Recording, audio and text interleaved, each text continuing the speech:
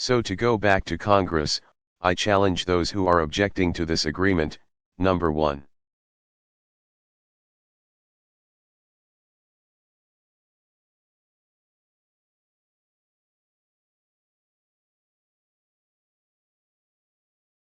To read the agreement before they comment on it. Number 2.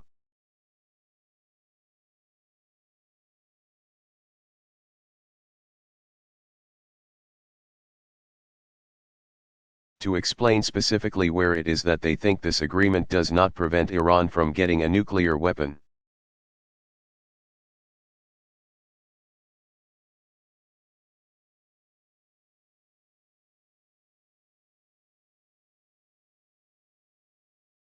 And why they're right, and people like Ernie Moniz, who is an MIT nuclear physicist and an expert in these issues.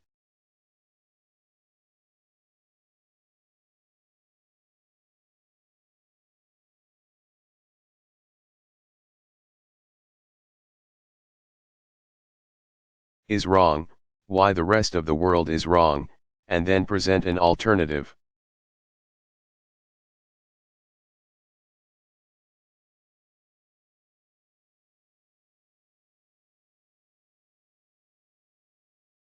And if the alternative is that we should bring Iran to heel through military force,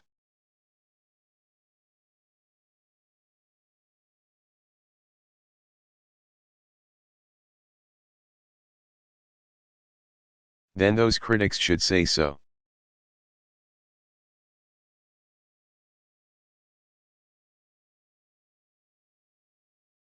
And that will be an honest debate.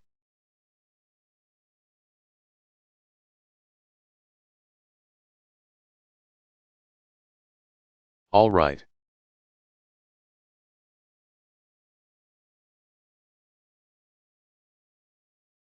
Question, Mr.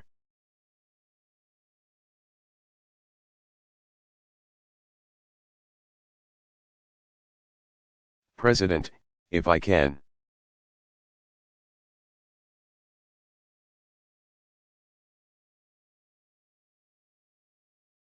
President Obama, no, no.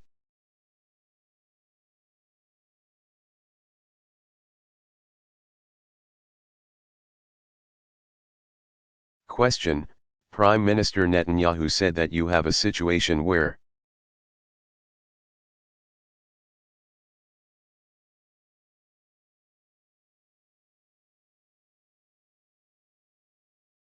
Iran can delay 24 days before giving access to military facilities.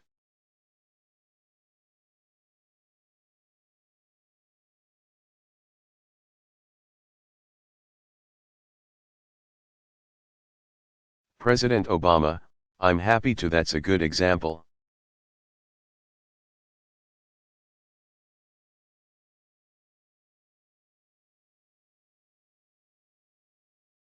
So let's take the issue of 24 days. This has been, I think, swirling today.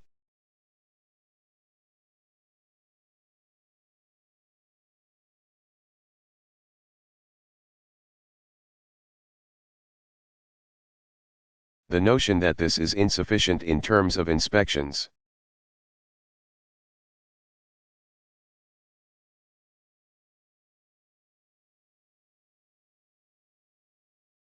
Now, keep in mind, first of all, that we'll have 24/7 inspections of declared nuclear facilities for Dow.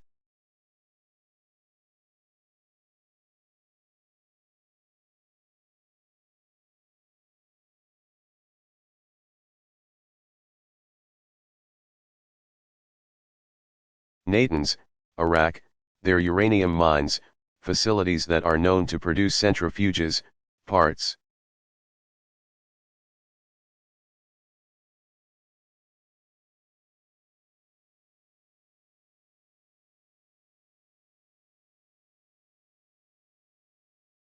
That entire infrastructure that we know about, we will have sophisticated, 24/7 monitoring of those facilities.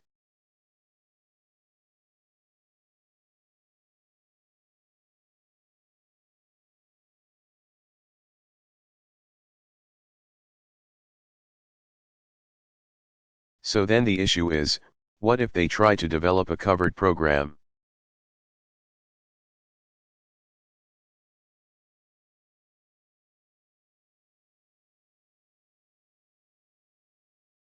Now, one of the advantages of having inspections across the entire production.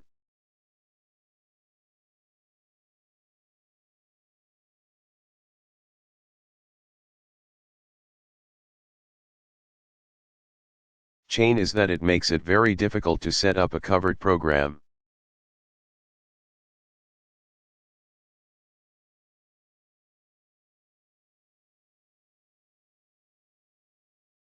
There are only so many uranium mines in Iran.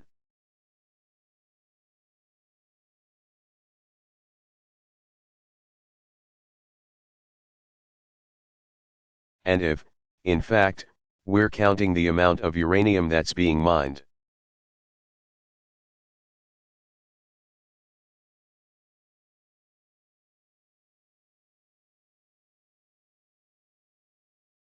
and suddenly some is missing on the back end, they got some explaining to do.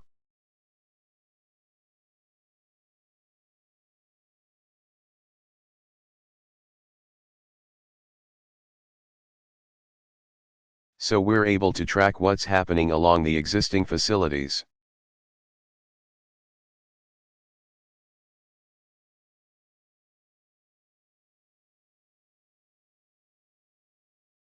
To make sure that there is not diversion into a covered program.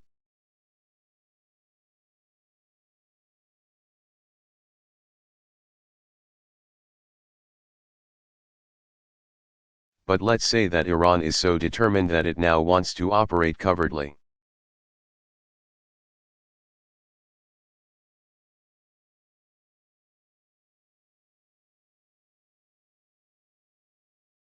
The IAEA, the international organization charged with implementing the non-proliferation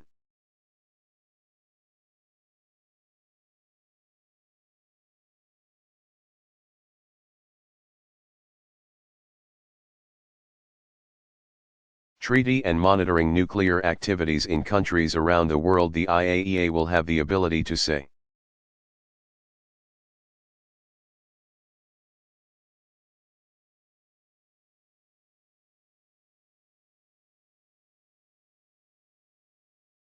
that undeclared site we're concerned about, we see something suspicious.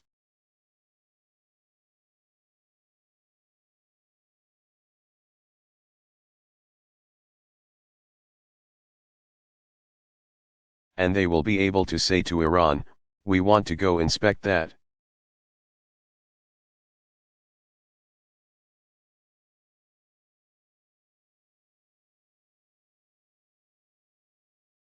Now, if Iran objects, we can override it.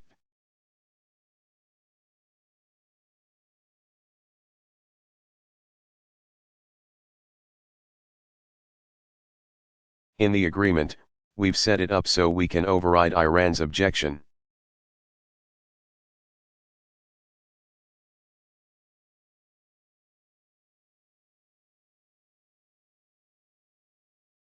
And we don't need Russia or China in order for us to get that override.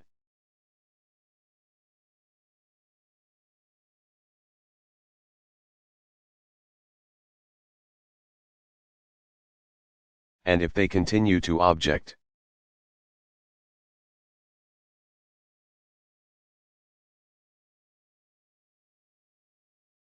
we're in a position to snap back sanctions and declare that Iran is in violation and is cheating.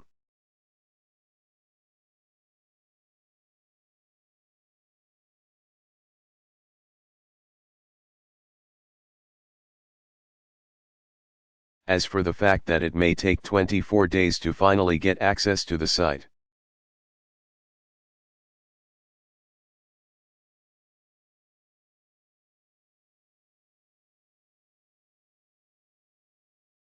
the nature of nuclear programs and facilities is such, this is not something you hide in a closet.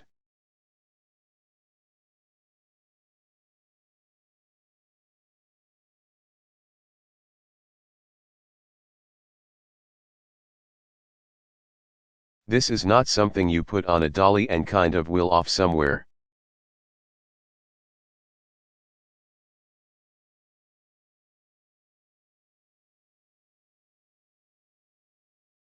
And, by the way, if we identify an undeclared site that we're suspicious about,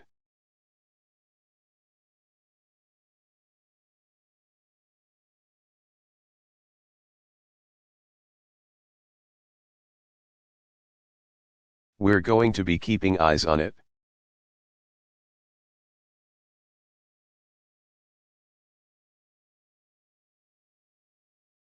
So we're going to be monitoring what the activity is, and that's going to be something that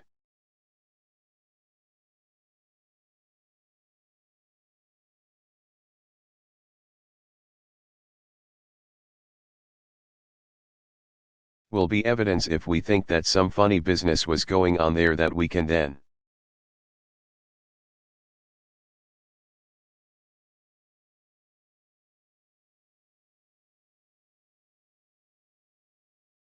present to the international community.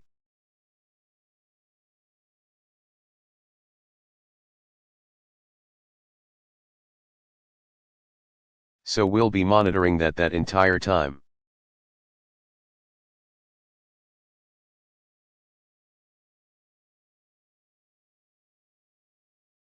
And, by the way, if there is nuclear material on that site,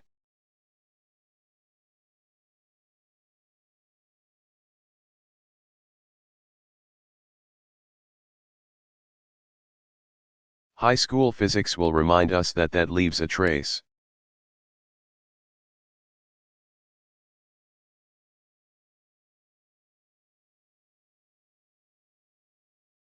And so we'll know that, in fact, there was a violation of the agreement.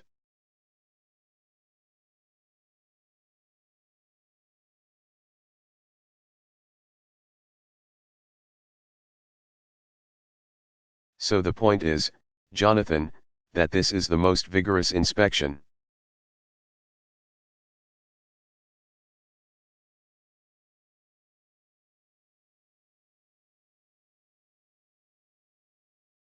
And verification regime by far that has ever been negotiated.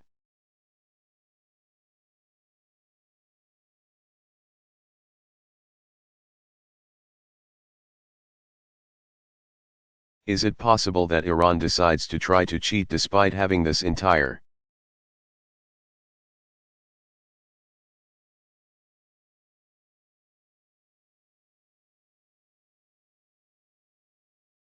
inspection verification mechanism?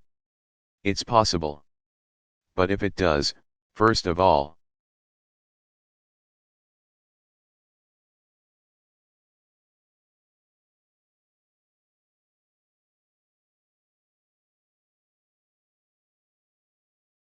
we've built in a 1-year breakout time, which gives us a year to respond forcefully.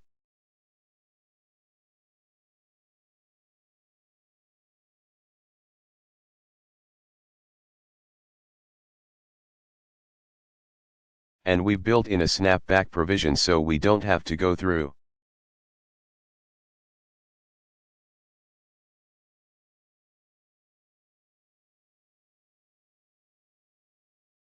lengthy negotiations at the UN to put the sanctions right back in place.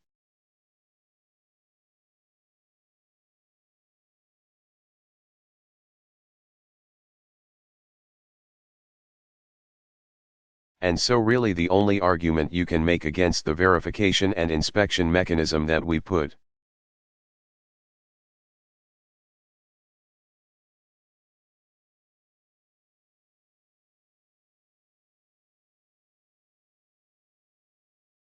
forward is that Iran is so intent on obtaining a nuclear weapon that no inspection regime and no verification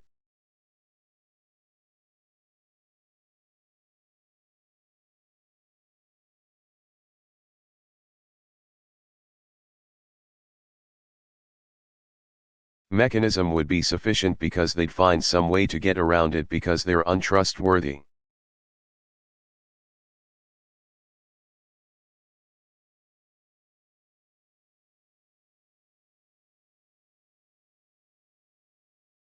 And if that's your view, then we go back to the choice that you have to make earlier.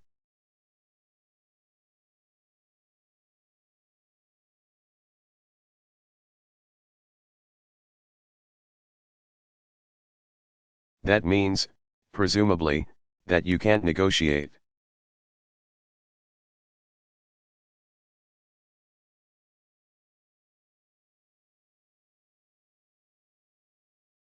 And what you're really saying is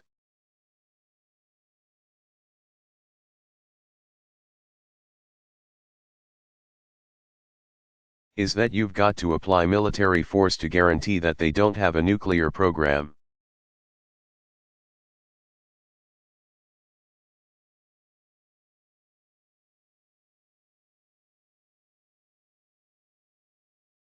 And if somebody wants to make that debate, whether it's the Republican leadership, or Prime Minister Netanyahu,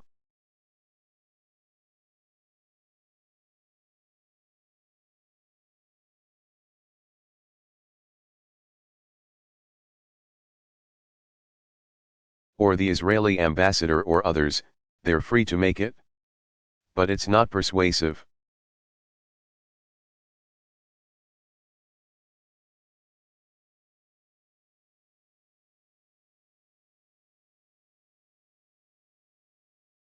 Carol Lee.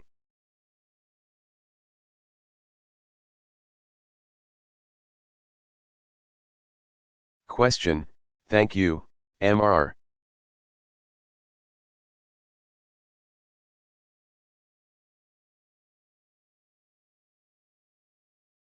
President. I want to ask you about the arms and ballistic missile embargo.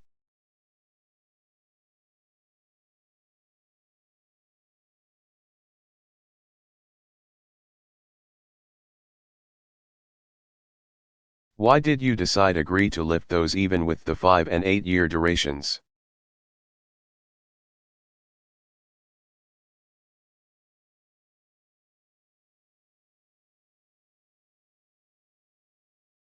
It's obviously emerging as a sticking point on the Hill.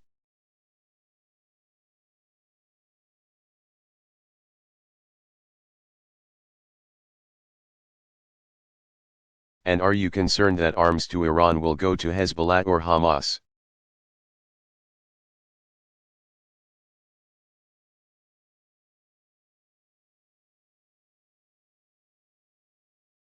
And is there anything that you or a future president can do to stop that?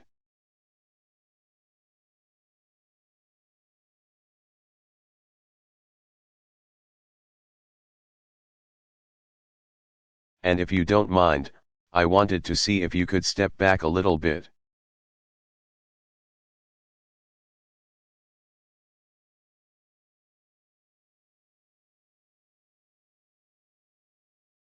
And when you look at this Iran deal and all the other issues and unrest that's happening in the Middle East,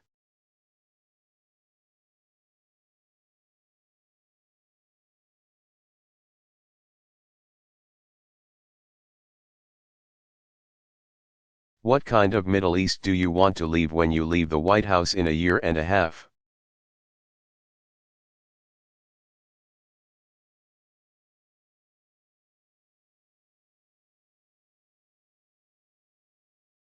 President Obama, so the issue of the arms embargo and ballistic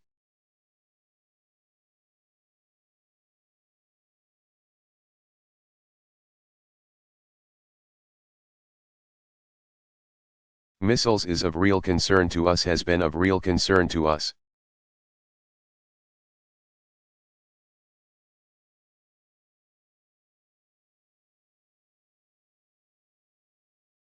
And it is in the national security interest of the United States to prevent Iran from sending weapons to Hezbollah.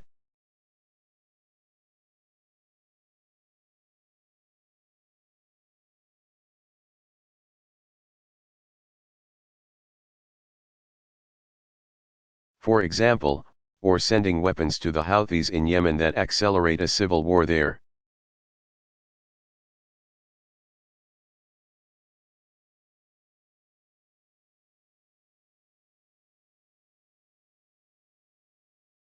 We have a number of mechanisms under international law that give us authority to interdict arms shipments by Iran.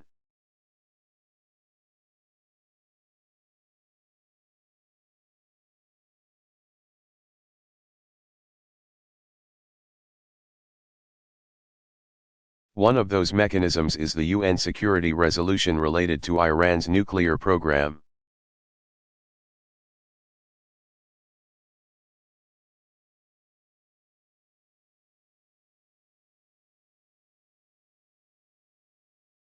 Essentially, Iran was sanctioned because of what had happened at Fordow.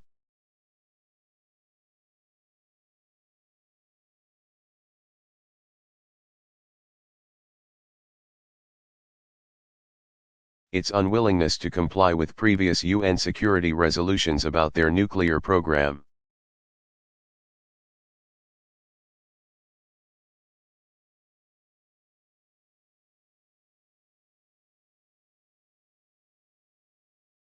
And as part of the package of sanctions that was slapped on them.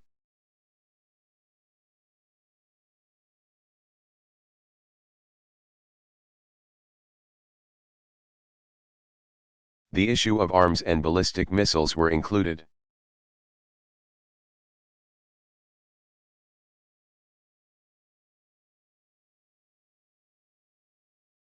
Now, under the terms of the original U.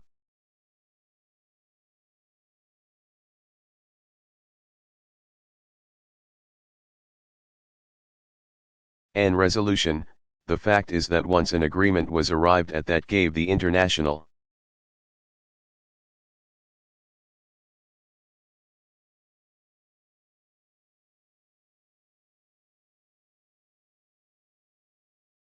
community assurance Iran didn't have a nuclear weapon.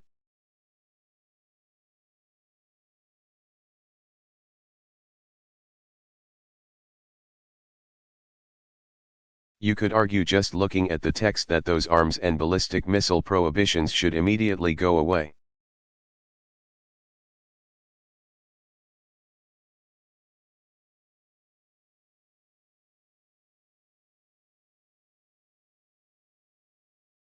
But what I said to our negotiators was, given that Iran has breached trust,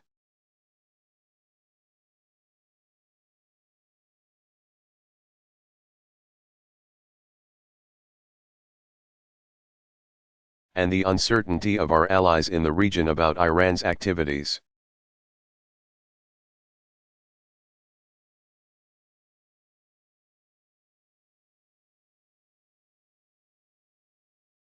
let's press for a longer extension of the arms embargo and the ballistic missile prohibitions.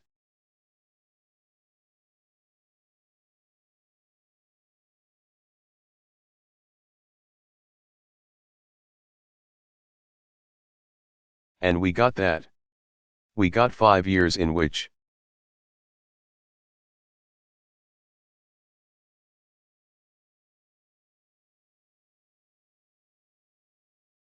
under this new agreement, arms coming in and out of Iran are prohibited.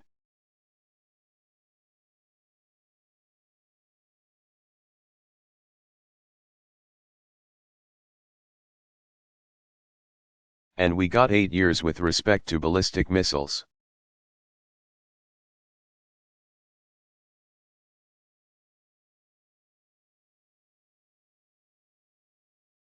But part of the reason why we were willing to extend it only for 5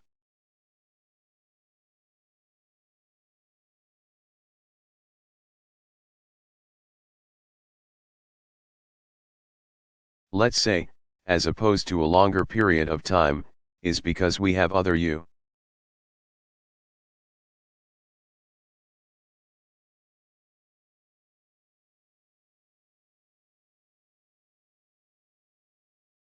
And resolutions that prohibit arms sales by Iran to organizations like Hezbollah. We have other UN resolutions.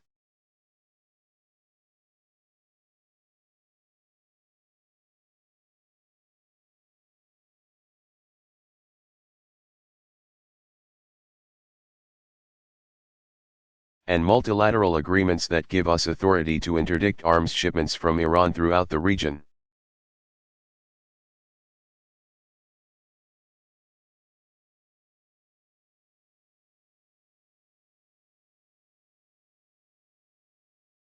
And so we've had belts and suspenders and buttons, a whole bunch of different legal authorities.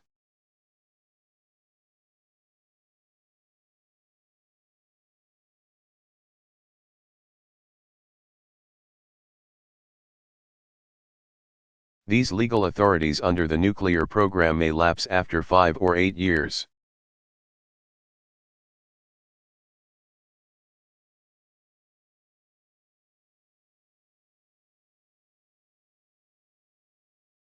But we'll still be in possession of other legal authorities that allow us to interdict those arms.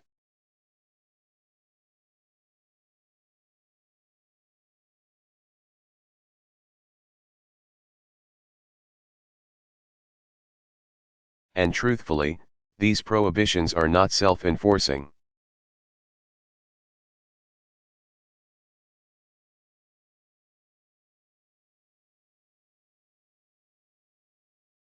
It's not like the UN has the capacity to police what Iran is doing.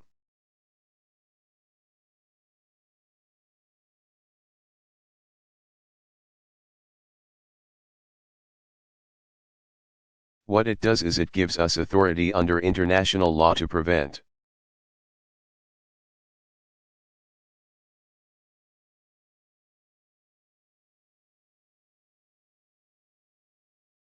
Arms shipments from happening in concert with our allies and our partners.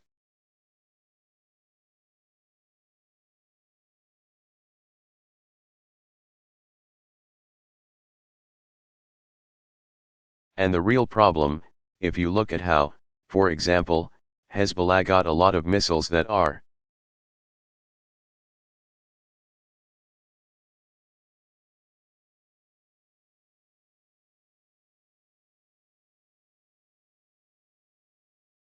a grave threat to Israel and many of our friends in the region, it's not because they were legal.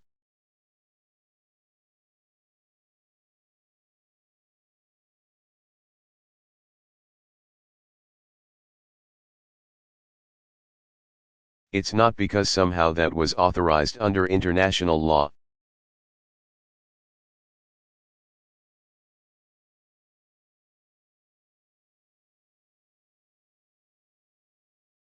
It was because there was insufficient intelligence, or capacity, to stop those shipments.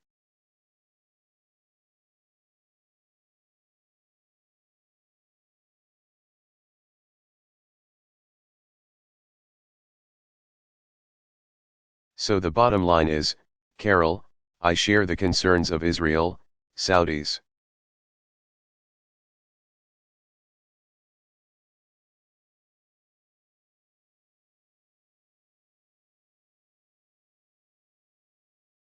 Gulf partners about Iran shipping arms and causing conflict and chaos in the region.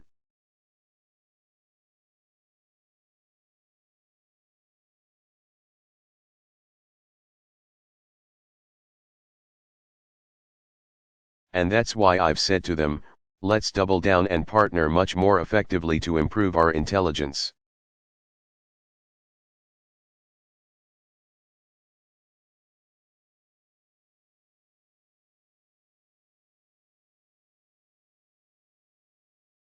Capacity and our interdiction capacity so that fewer of those arms shipments are getting through the net.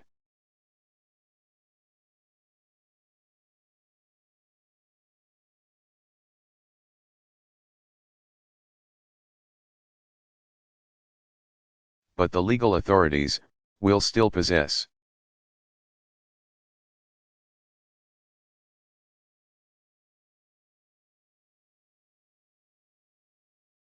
And obviously, we've got our own unilateral prohibitions and sanctions in place around non-nuclear issues.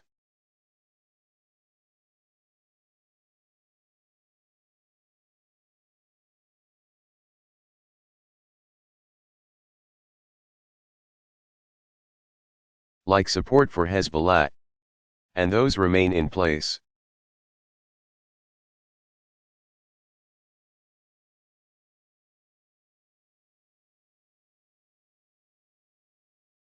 Now, in terms of the larger issues of the Middle East, obviously that's a longer discussion.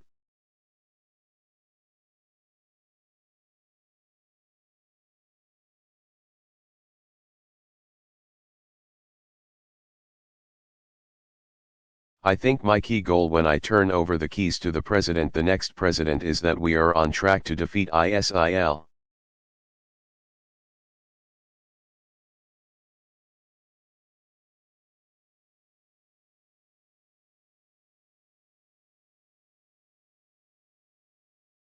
That they are much more contained and we're moving in the right direction there.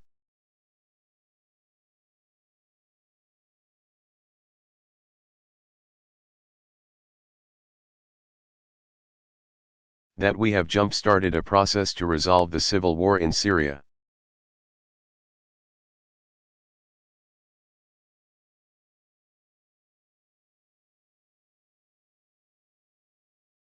Which is like an open sore in the region and is giving refuge to terrorist organizations who are taking advantage of that chaos.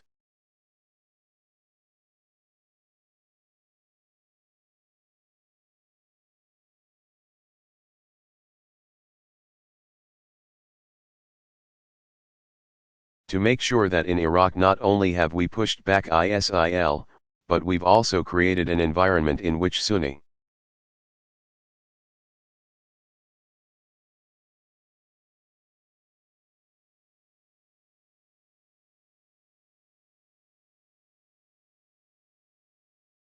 Shia and Kurd are starting to operate and function more effectively together.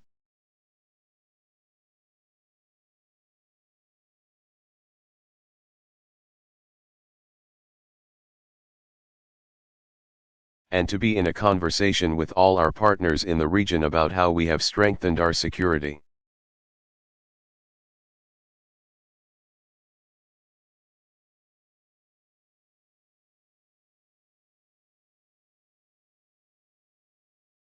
Partnerships so that they feel they can address any potential threats that may come, including threats from Iran.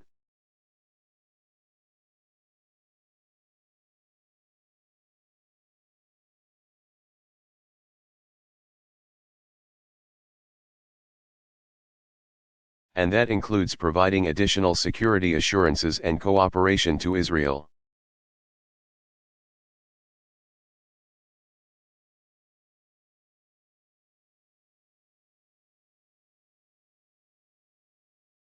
Building on the unprecedented cooperation that we have already put in place and support that we've already put in place.